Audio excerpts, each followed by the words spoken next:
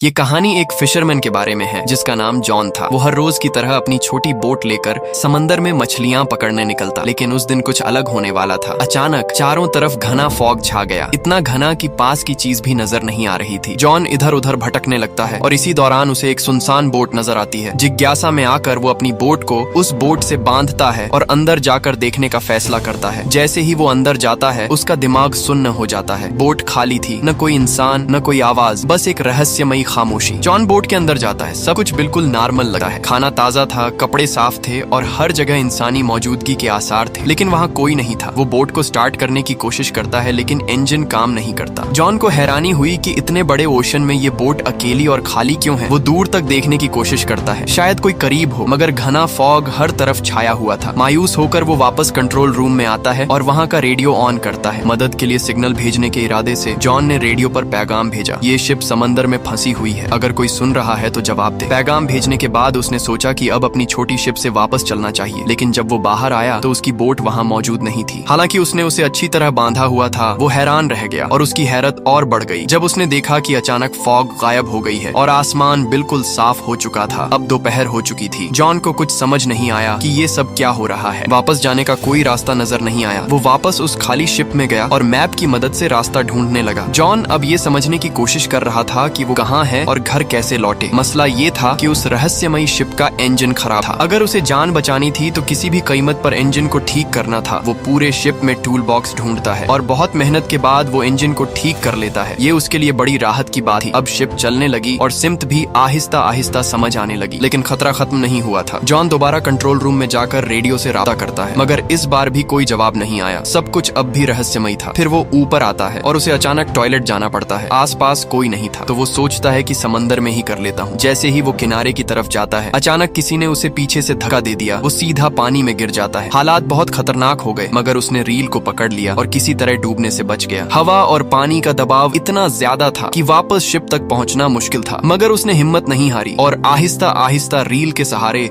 दोबारा शिप पर चढ़ गया। इस सब के दौरान उसका काम मुकम्मल नहीं हो सका तो वो दोबारा टॉयलेट जाने लगा। जैसे ही वो नीचे पहुंचा, अचानक किसी ने दरवाजा जोर से बंद कर दिया। जॉन ने पहले समझा कि ये हवा का असर है और उसने ज्यादा तवज्जो नहीं दी, मगर जब वो बाहर निकलने लगा तो उसने देखा कि दरवाजा अंदर से बंद है। अब वो हैरान रह गया। उसने दरवाजा खोलने की कोशिश की, यहाँ तक कि पॉकेट से कॉइन निकालकर लॉक खोलने की भी कोशिश की, मगर सब बेकार गया। अब उसे लगा कि वो इस शिप पर अकेला नहीं है, कोई है जो उसे परेशान कर रहा है, जो नजर नहीं आ रहा मगर हर वक्त मौजूद है। उसे लगा जैसे कोई उसके साथ खेल खेल रहा हो। वो जोर से चिल्लाया, प्लीज जो भी हो दरवाजा खोलो, मैं चोर नहीं हूँ, बस देखने आया था। मगर कोई जवाब नहीं आया। अब उसे समझ आ गया कि मदद की उम्मीद फजूल है। वो कैबिन की तरफ गया और अंदर जाकर देखा तो उसकी रूह कांप गई। हर जगह खून के धब्बे थे, माहौल डरावना था, मगर उसने डर को नजरअंदाज किया और दोबारा कॉइन से लॉक खोलने की कोशिश की, लेकिन लॉक अब भी नहीं खुला। फिर अचानक पूरा शिप हिलने लगा जैसे कुछ बड़ा होने वाला हो। जॉन बहुत डर गया। फिर उसने ऊपर एक खिड़की देखी। वो किसी तरह उस खिड़की से बाहर आया और इर्द गिर्द नजर दौड़ाई। दूर उसे एक बड़ा कार्गो शिप सीधा अपनी तरफ आता नजर आया। उसका रुख बिल्कुल इसी शिप की तरफ था। जॉन ने समझ लिया कि अगर वो शिप टकरा गया तो सब खत्म हो जाएगा। अब उसे हर हाल में अपनी जान बचानी थी। उसने सिग्नल देने का सोचा, मगर उसके पास कुछ नहीं था। उसने फौरन अपनी शर्ट उतारी और जोर जोर से हिलाने लगा ताकि कार्गो शिप का कोई उसे देख सके, मगर बदकिस्मती से इतनी कोशिश के बाद भी किसी ने नहीं देखा। अब जॉन को हर हाल में अपनी जान बचानी थी। अगर उसका शिप आगे बढ़ता रहा तो कार्गो शिप टकराकर सब खत्म कर देगा। फिर उसने खिड़की से बाहर लटकी हुई रोप देखी। अचानक उसके दिमाग में एक आइडिया आया, अगर वो इस रोप का इस्तेमाल करे तो शायद शिप को रोक सके। उसने फौरन रोप को बांधा और बाहर फेंक दिया ताकि शिप की रफ्तार रुक जाए, मगर हालात और बिगड़ गए। रोप इंजन के पंखों में फंस गई और जैसे ही उसने खींचा, रोप बाथरूम में अटक गई और उसके गले में फंस गई। वो दम घुटने लगा। जब वो मौत के करीब पहुंच गया तो उसने हिम्मत दिखाई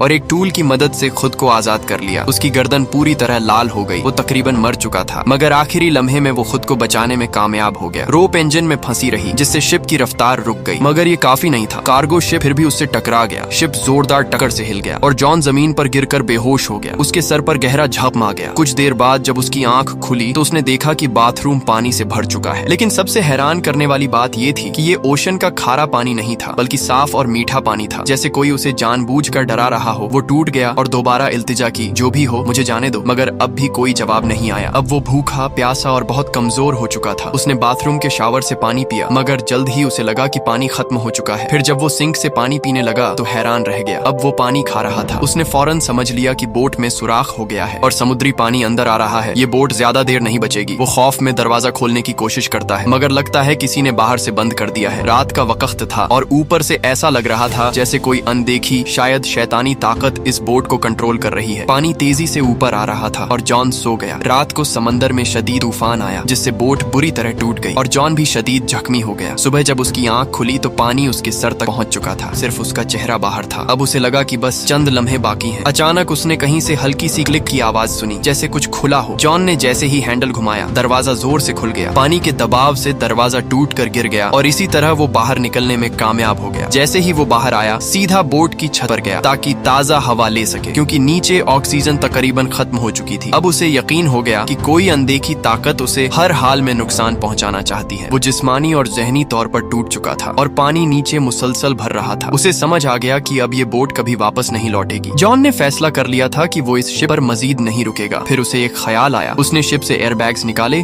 और टूटे हुए बाथरूम के दरवाजे का इस्तेमाल करते हुए एक छोटी सी राफ्ट बना ली। उसने सब कुछ मजबूती से बांध दिया ताकि राफ्ट टिकी रहे, लेकिन राफ्ट चलाने के लिए उसे कुछ और जरूरी चीजें भी चाहिए थी। उसने शिप से खाने पीने का सामान, पानी और जरूरी टूल्स जमा किए और पूरी तैयारी कर ली। फिर बिना पीछे देखे वो शिप से उतर गया और समुद्र में आहिस्ता आहिस्ता आगे बढ़ने लगा। वो राफ्ट पर था और सामने वही बड्ढा शिप अब भी मौजूद था। कई घंटे गुजर गए लेकिन न वो आगे बढ़ पाया, न वो शिप कहीं गया। शिप वहीं जमी रही। वो सोच रहा था कि ये 5-10 मिनट में डूब जाएगी, लेकिन वो अब भी वैसी ही थी। फिर उसके जहन में ख्याल आया, अगर ये शिप अभी नहीं डूबी तो क्यों ना इसे ही ठीक कर लूं। अगर ऐसा हो गया तो वो आसानी से उसी मजबूत शिप पर सफर कर सकता था। ये सोचकर वो वापस शिप की तरफ आया। सबसे पहले उसने राफ्ट को दुरुस्त किया, फिर पाइप और टूल्स की मदद से एक पंप बनाया ताकि पानी बाहर निकाला जा सके। पंप की मदद से समुद्री पानी आहिस्ता आहिस्ता बाहर निकलने लगा। राफ्ट दुरुस्त करने और पानी निकालने के बाद उसने बाकी शिप की मरम्मत शुरू कर दी और बाहर से भी रिपेयर किया ताकि आइंदा मजीद मसाइल न हो। काम मुकम्मल होने के बाद उसने फिर रेडियो पर मदद मांगने की कोशिश की, मगर इस बार भी कोई जवाब नहीं आया। मायूस होकर वो वापस आया, मैप निकाला और रास्ता समझने लगा। उसने शिप को आगे बढ़ाने की कोशिश की, मगर जैसे ही उसने इंजन चलाया, शिप बिल्कुल भी नहीं हिली। उसे लगा जैसे ये उसे दोबारा धोखा दे रही है। शिप बिल्कुल जामिद खड्डी थी, जैसे पानी में किसी ने उसे जकदे दिया हो, और ये ख्याल उसे अंदर से तोड़ दे रहा था। वो मुकम्मल तौर पर थक चुका था। उसकी उम्मीदें दम तोड़ दे रही थीं। फिर उसने देखा कि एक और शिप दूर से आ रही है। अब उसके पास एक ही रास्ता था, अपनी छोटी राफ्ट से उस शिप तक पहुंचना। वो फौरन उस शिप की तरफ बढ़ने लगा, लेकिन तभी वो शिप अचानक हरकत करने लगी और सीधी जॉन की तरफ आने लगी, जैसे किसी ने जानबूझकर उसे भेजा हो। जॉन ने अपनी रफ्तार बढ़ा दी, लेकिन वो बड्ढा शिप और भी तेज हो गया और टकराने से कुछ लम्हे पहले जॉन ने आखिरी कोशिश की और अपनी बोट से छलांग लगाकर उस दूसरे शिप की तरफ तैरने का फैसला किया जो दूर जाता नजर आ रहा था। मगर जब तक वो वहां पहुंचा, वो शिप गायब हो चुकी थी। तब उसे एहसास हुआ कि ये प्रासरार शिप किसी शैतानी ताकत के जेरे असर है जो उसे कहीं जाने नहीं दे रही। उसने सोचा, चाहे मैं मर भी जाऊं, मैं इस शिप पर वापस नहीं जाऊंगा। लेकिन शाम होते ही पानी ठंडा होने लगा। नीचे डॉल्फिन्स तैर रही थी, लेकिन पानी का दर्जा ए हरारत बहुत कम हो गया। वो सर्दी बर्दाश्त न कर सका और बेबसी में दोबारा उसी शिप पर वापस आ गया। वो इतना थक चुका था